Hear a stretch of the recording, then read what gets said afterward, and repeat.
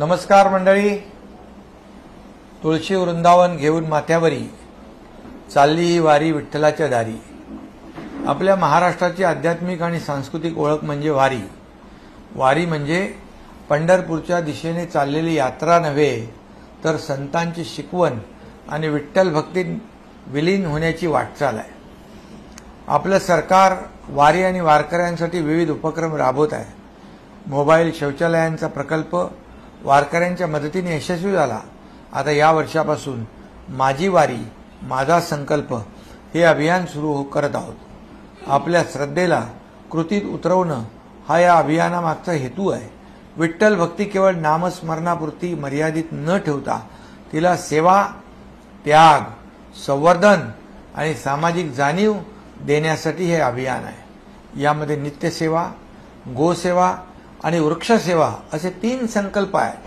आपण स्वतःला एखाद्या संकल्पाशी जोडायचं आहे. आपले मुख्यमंत्री देवेंद्र फडणवीसजी, मी आणि उपमुख्यमंत्री अजितदादा पवार स्वतः एक संकल्प घेऊन या अभियानात सहभागी होणार. मी तुमच्यासारखा सामान्य पांडुरंगाचा वारकरी म्हणून नामस्मरणाचा संकल्प करत आहे.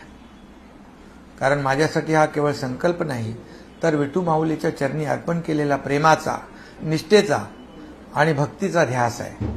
तुमच्या मनाला जे भावेल तो संकल्प नक्की करा. रोज हरिपाठ करा, सामूहिक आरती सुरू करा, गाईला चारा द्या, गोशाळेत मदत करा, झाड लावा, त्याचं संगोपन करा, पण ते संपूर्ण समर्पणाने करा.